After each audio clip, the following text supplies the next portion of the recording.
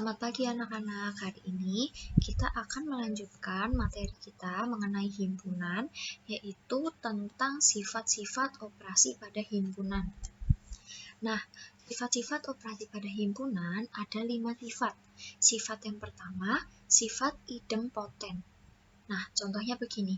Anto memiliki olahraga kesukaan, yaitu sepak bola, bola voli, dan catur. Misalkan, himpunan semua olahraga kesukaan Anto adalah himpunan K. Nah, kita buat dulu himpunan K, itu himpunan olahraga kesukaan Anto. Nah, kesukaan Anto tadi ada sepak bola, bola voli, dan catur. Maka himpunan K sama dengan sepak bola, bola voli, dan catur. Pertanyaannya yang pertama, hal apa yang kalian temukan jika himpunan olahraga kesukaan Anto digabungkan dengan himpunan olahraga kesukaannya sendiri? Nah, tadi kan himpunan olahraga kesukaan Anto itu K.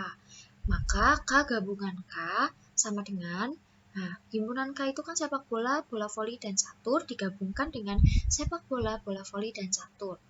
Maka hasilnya adalah himpunan itu sendiri, yaitu sepak bola, bola voli, dan catur. Jadi meskipun di sini ada 2 sepak bolanya, bola volinya juga ada 2, caturnya ada 2, kita hanya perlu menuliskannya satu saja, yaitu sepak bola, bola voli, dan catur.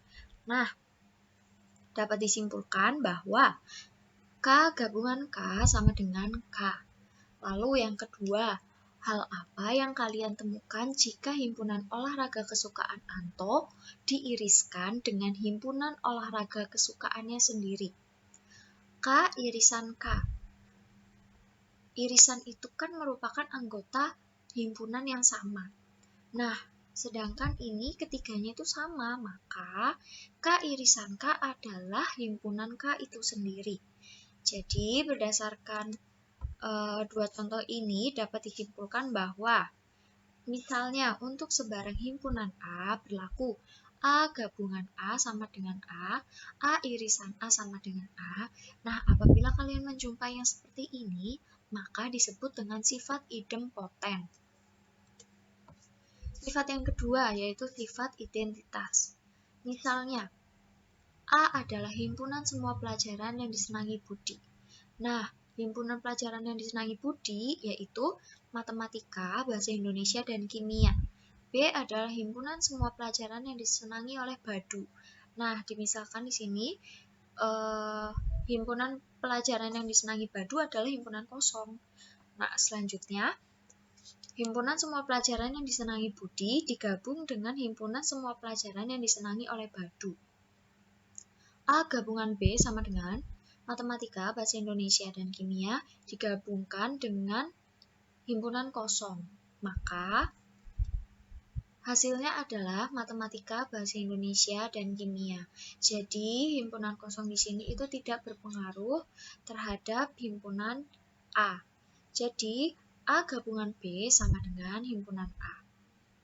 Lalu selanjutnya, himpunan semua pelajaran yang sama-sama disenangi Budi dan Badu dilambangkan dengan A irisan B sama dengan matematika, bahasa Indonesia, dan kimia diiriskan dengan himpunan kosong. Nah, di antara kedua himpunan ini tidak ada yang sama anggotanya, maka kita bisa menuliskannya dengan himpunan kosong. Untuk sembarang himpunan A berlaku A digabungkan dengan himpunan kosong, maka hasilnya adalah himpunan A itu sendiri. Kemudian A diiriskan dengan himpunan kosong, maka hasilnya adalah himpunan kosong. Sifat ini disebut dengan sifat identitas. Sifat yang ketiga, sifat komutatif. Nah, di sini ada 2 contoh. Kita coba lihat yang contoh diagram Venn 1. Misalnya, himpunan A anggotanya yaitu 1, 3, dan 5, himpunan B anggotanya 5, 7, 9, dan 11. A gabungan B yaitu 1, 3, 5, 7, 9, 11. B gabungan A 1, 3, 5, 7, 9, 11. A irisan B yang sama adalah 5 dan B irisan A yang sama juga 5. Ternyata A gabungan B sama dengan B gabungan A, ya kan? Karena anggotanya sama. Lalu A irisan B sama dengan B irisan A karena anggotanya juga sama. Nah, jika kalian amati contoh yang kedua di diagram Venn yang kedua ini juga akan menghasilkan hasil yang sama. Jadi dapat disimpulkan, misalkan A dan B adalah himpunan, A gabungan B sama dengan B gabungan A, dan A irisan B sama dengan B irisan A. Sifat ini disebut sifat komutatif. Sifat yang keempat, sifat asosiatif. Nah, misalnya ada himpunan P yaitu A, B, C, D, E. Kemudian ada himpunan Q, D, E, F, G, H, I. Dan ada himpunan R, C, E, I, J, K, L, M. Lalu P gabungan Q yaitu A, B, C, D, E, F, G, H, I. Lalu Q gabungan R, C, D, E, F, G, H, I, J, K, L, M. Lalu kita diminta untuk cermati jika P digabungkan dengan Q lalu digabungkan dengan R. Tetapi di sini ada tanda kurungnya. Nah, jadi kita harus menyelesaikan yang ada di dalam kurung dulu. P gabungan Q kita sudah tahu yaitu A, B, C, D, E, F, G, H, I. Kita gabungkan dengan R. Nah, yang belum ada di sini yaitu J, K, L, M. Jadi P gabungan Q gabungan R yaitu A, B, C, D, E, F, G, H, I, J, K, L, M. Nah, sekarang kita geser kurungnya ke belakang. P gabungan Q gabungan R. Nah, hasilnya ternyata sama. Lalu kita coba yang irisan.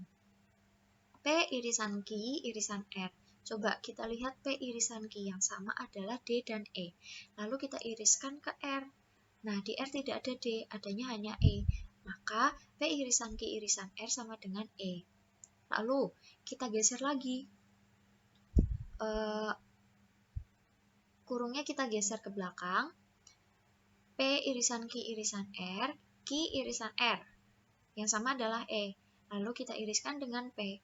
Nah, ada E juga, maka P irisan Q irisan R sama dengan E. Ternyata P gabungan Q gabungan R sama dengan P gabungan Q gabungan R. Jadi mau kurungnya di depan atau di belakang itu hasilnya sama. Kemudian P irisan Q irisan R sama dengan P irisan Q irisan R. Sifat yang terakhir, sifat distributif. Nah, di sini ada dua contoh. Kita lihat contoh yang pertama, diagram Venn 1. Nah, diketahui P gabungan Q irisan R sama dengan A, B, C, D, E, I. Lalu, P gabungan Q irisan P gabungan R sama dengan A, B, C, D, E, I. Lah, ternyata ini sama. Kok bisa? Nah, ternyata operasi ini itu sama halnya dengan operasi perkalian dan penjumlahan atau pengurangan seperti biasanya. Yaitu P gabungan Q diiriskan dengan P gabungan R. Lalu yang ini juga sama. P irisan Q digabungkan dengan P irisan R. Maka P gabungan Q irisan R akan sama dengan P gabungan Q irisan P gabungan R. Dan P irisan Q gabungan R sama dengan P irisan Q gabungan P irisan R. Nah, sekian pembelajaran kita hari ini. Tolong dicermati dengan baik, dicatat sambil dimengerti. Kalian mencatat sambil mengerti supaya ketika kalian mengerjakan tugas nanti, kalian sudah tidak kesulitan lagi. Apabila ada pertanyaan, silakan ditanyakan di forum GC. Selamat belajar.